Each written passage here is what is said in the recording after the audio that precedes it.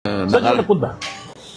Ba, itong nakakaraang mga ilang araw, nandun ako sa, 3 days ago, nandun ako sa Puerto Princesa. Puerto Princesa, okay? Pagkatapos, marami akong rallies doon at mga packet meetings. Bago ko umalis, kinakailangan ng mga kapitan, nakakausap ko rin. Mga kapitan ng Puerto. Aba, ang dami nun. Oh. Kinabukasan, pumunta ako ng Dumaguete. At dahil malapit na ako sa Siquijor, ay nag-travel ako by chopper. Aba, oh. By chopper, yung pagpunta ko ng may nagpapahiram ng mga kaibigan natin, yung mga private jet. So from Dumaguete, may chopper, punta ako ng Siquijor.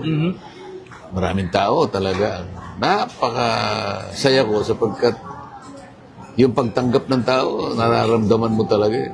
Kaya akala ng mga tao, lalo na yung mga kasama ko, ba't parang hindi napapagod itong taong ito? Kaya nga. Palagi ko napapagod din ako, kaya lang hindi ko nararamdaman. Kaya makikita mo sa itsura ko, parang hindi man lang ako nagagalusan. Oo nga. Eh, yung mga kasama ko siguro, yun ang napapagod.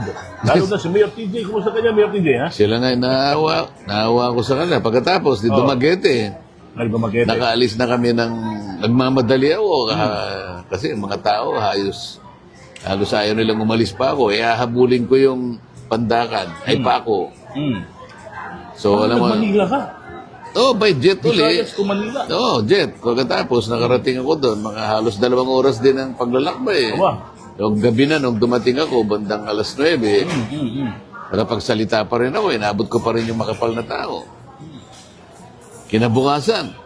Kaya, madaling araw na naman. Kailangan mag-prepare ako papuntang Sasmuan, ano? Mga kaibigan ko naman yung... Hindi, Sasmuan, dito sa Pampanga. Pampanga, I mean, Pampanga. Pagkatapos, may meeting ako ng alas 12, kakain lang ako ng konti. Pagkatapos ng mga ilang meeting, 3 hanggang 4 na meeting, mabalakat. Ito yung malaki. Ang crowd estimated 40,000. Ayun, sa kauna-unahang pagkakataon, sapagkat Pampanga ito, nagsalita ako, solid na Kapampangan. Wow. Ayan. At umalis ako doon, mag-alas 7. Tumuloy ako ng Cabanatuan. Alas 8 ng gabi, meron din ganun din karaming, hindi naman ganun karami, pero may siguro mga 10,000 naman ang tao doon sa Cabanatuan. Nagsalita uli ako riyan. Saka babalik ng Manila, nakatulog ng konti. Ito, may meeting ako kaninang umaga at ngayon magkaharap na naman tayo dahil gusto rin kitang makausap. Salamat po. Without counting the pocket meetings, ha? On the side, marami kapag meetings on the side, right? Maraming mga sides kasi may mga barangay kapitan. May mga board members, mayroong mga sectoral, minsan mga senior citizens, mayroong mga single parents, mga ganon. Lahat na may mga concern. Mayroong IPs.